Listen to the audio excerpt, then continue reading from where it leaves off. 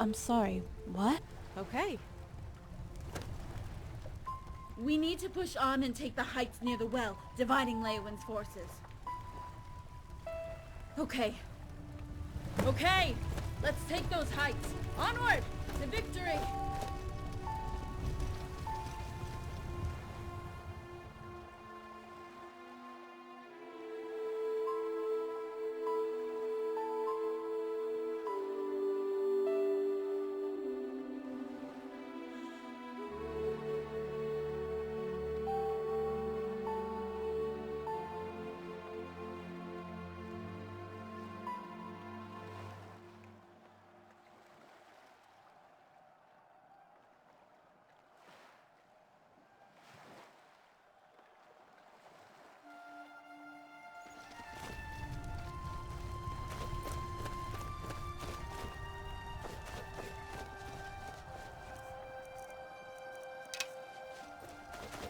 What was that? Never should have come here.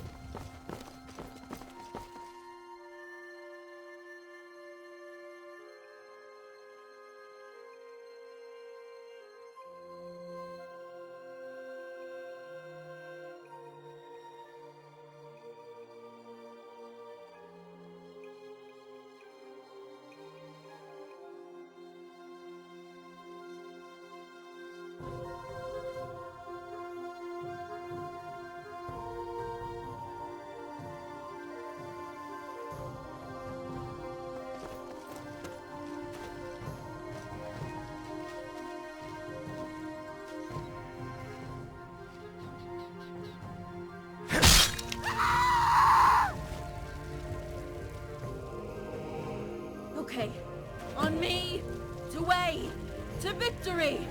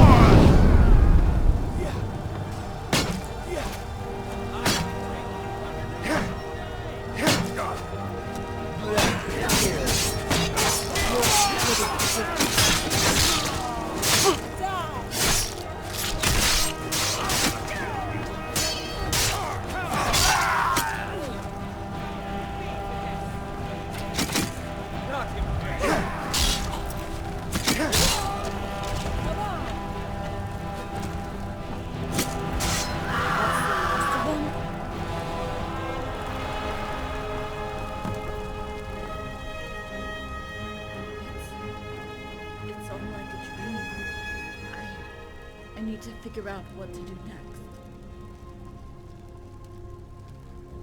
Dragonborn, what are we gonna do now? Cyrodiil deserves better than that. With Marag gone, maybe Sethius will sue for peace. He wasn't all that bad an emperor.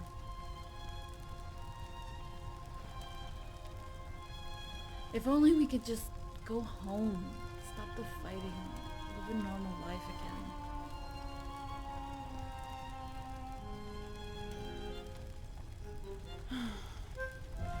It's over. We have won the war. Fort Nickel has fallen. Leowin has surrendered. Skingrad's arrival has forced CYRODIIl back behind his walls. Emberville. Gravel abstained. He turned his army around and returned to Gravel without a fight.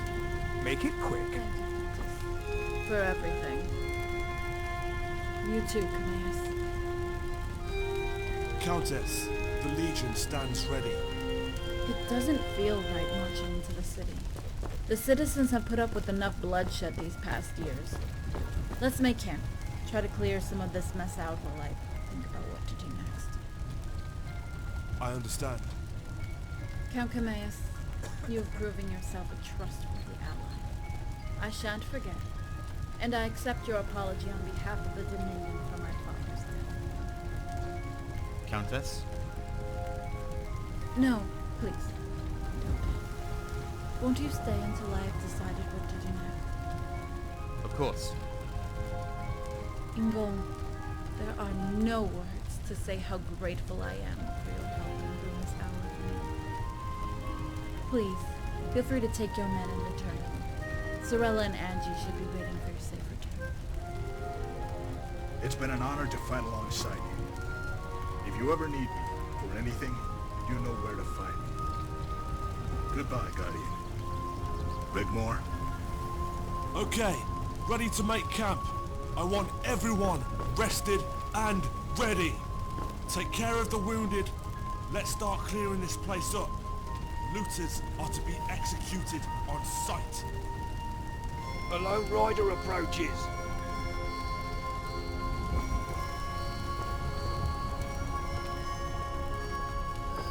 Make it quick.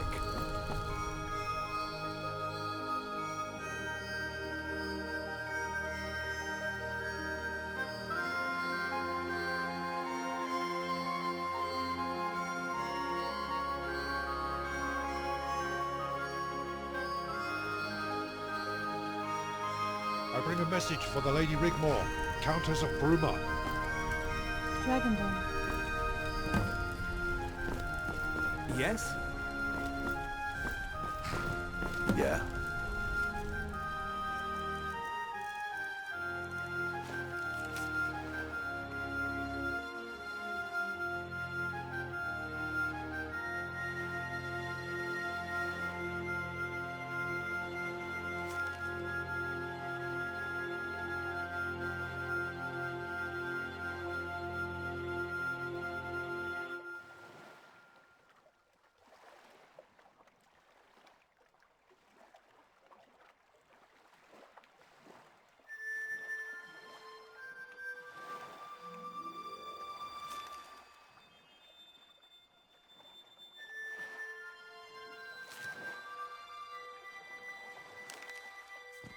You want something from me?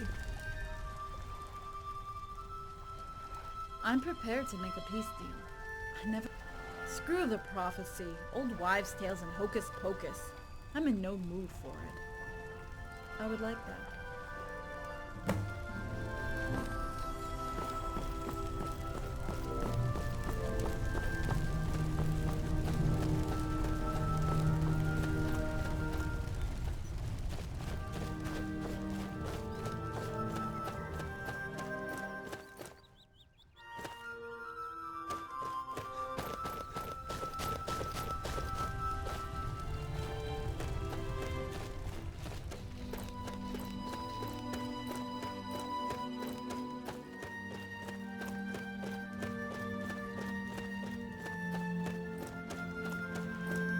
Greetings and salutations, my friend.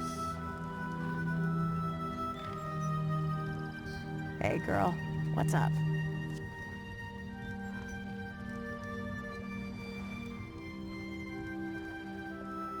No need, my friend. I feel invigorated again.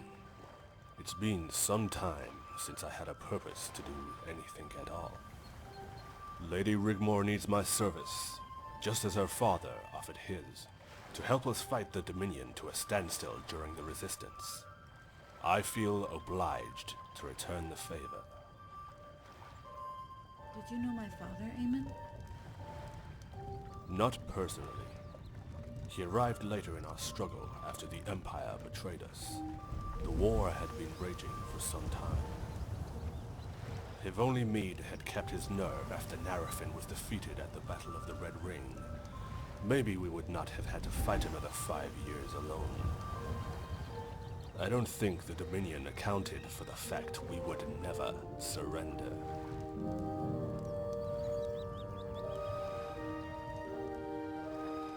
After we crossed the desert, we regrouped in Skaven. At this time, only Hagath held out from Arenalia's forces. She followed us over the desert, and by the time she made camp outside the walls, Decianus had arrived with his legion, and volunteers from High Rock, Skyrim, were all over. That was a bloody day. Although we lost the city, it was the beginning of the end for Arenalia. By the time Meade had won in CYRODIIl, we had retaken Skaven and pushed her all the way back across the desert. Then the White Gold Concordat happened, and the Empire abandoned us to the Dominion. They thought they could get away with murder, and began to ethnically cleanse the South, consolidating their gift from Meade. That's when your father arrived, Rigmor. I have never seen such ferocity. Just the sheer size of the Nords, all berserkers. We also had a lot of former legionnaires too, Bretons, Orsimer, and we fought on. Then one day, they were gone. It was over. The war had given me a purpose, and now I had none. I was just a lordless knight with nowhere to call home. The rest is, how shall we say, history. What will you do when this is all over? I have decided to return home to Rihad. Hammerfell is calling. Who knows what awaits? So what's your story, Tish? My story? Man. You ever heard of Hrothgar? Well, it's a small part of High Rock in the mountains there. We lived in a small village under the shadow of Mount Sorrow. Our tribe was the Gorlana. But it got swallowed up along with most other small tribes into the bigger ones during the squabbles. That's my name, Gorlana Tish. The chief was looking for young wives and had his beady eye on me, so I up and left overnight. My mother was sleeping, but my father caught me at the door of our hut, all set, ready to go with my pack. He knew.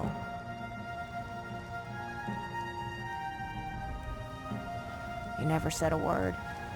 He just grabbed my face in one hand, lifting me onto my toes, and with his thumb, drew a line from my nose down over my lips. He let me down, then placed his hand on my shoulder with a slight nod. Man, I can tell you that was intense. You see, we don't do that kind of lovey shit most men and mare do. No way. But it meant everything to me. Sometimes I wish I could cry like you milk drinkers. I was quite young then. Had been down the mines for most of my childhood. I'll never forget, every morning when I woke up, the very first thing I would do was just gaze up at that mountain and watch the clouds kind of get wrapped around it. Yeah, Mount Sorrow. I'll have to go back there someday.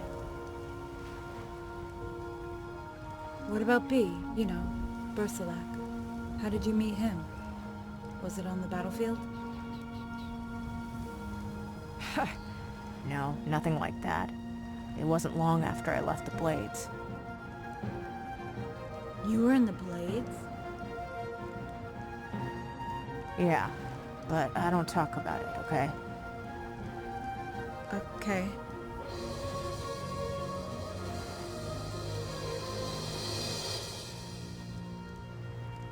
I was crossing over the border from here, from CYRODIIl into Skyrim. It was quite high up in the CYRODIIl Mountains, and man, it was so cold. A storm was whipping up the slope, and I knew I had to get to shelter before nightfall. Find a cave, or an overhang, or I would freeze to death. So I kept going. All of a sudden, I saw a clearing, away over the gorge. I knew there had been a recent avalanche, but I had no choice. I followed the fresh snow, and after a while, my way was blocked by a crevasse. It wasn't too wide, but I figured too wide for a jump, so I followed it looking for a narrow gap. I could see one up ahead. Man, it looked like I was getting lucky. But as I got closer, I could make out what looked like, I don't know, some kind of debris. But there was this guy. No kidding you, Rigmor. Upside down wedged in this hole. This crevasse. With his legs sticking out into the air. I mean, he looked frozen to death. A block of ice. There. Hanging upside down in this crevasse. Thank my lucky stars, a way over. So I took a running jump, landed on his fat ass, and propelled myself out of the hole. Oh my. But by dying, this poor guy had saved my life. I couldn't leave him like that. I mean, normally I wouldn't have hung around, as I wasn't quite out of the danger zone yet. It was getting dark and the wind, it was like howling. So I lassoed this guy's legs and pulled his body out of the hole. It was the least I could do, right? I mean, he was gone, frozen stiff. Even parts of his beard snapped off in my fingers. And even under all that ice, you could tell the blood had rushed to his head. Which looked like a giant fucking frozen plum.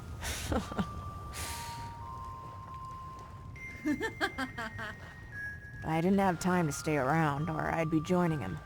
So anyway, sometime later, as I was coming down the mountain, I ran into about 8 or 9 bandit marauders looking for a quick septum.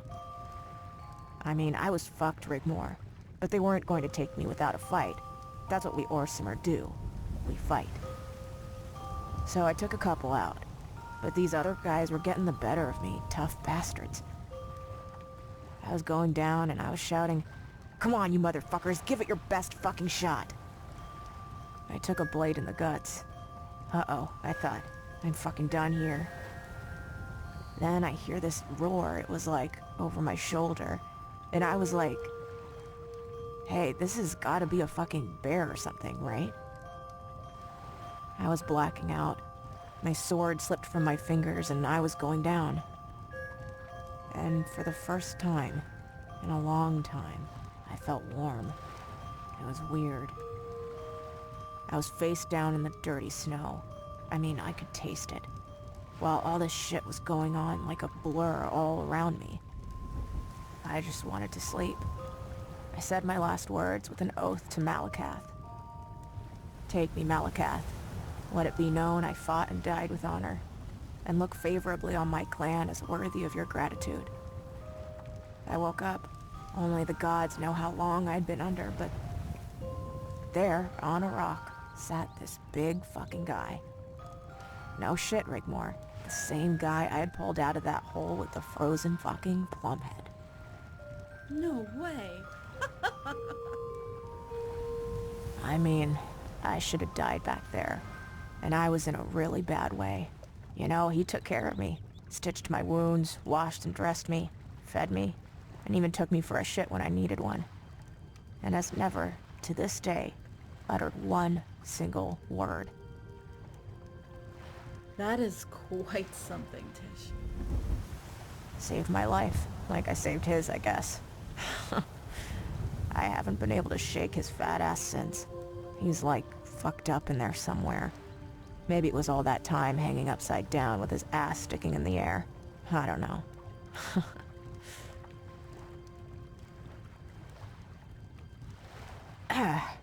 So yeah, I've been looking out for him ever since. Do you have any regrets? Hey, I better be getting back. B's not too good if I'm not there when he wakes up. And we don't want that, right? Thanks, Tish. No sweat, Rigmor. See you around. Yeah. I could sleep for 100 years.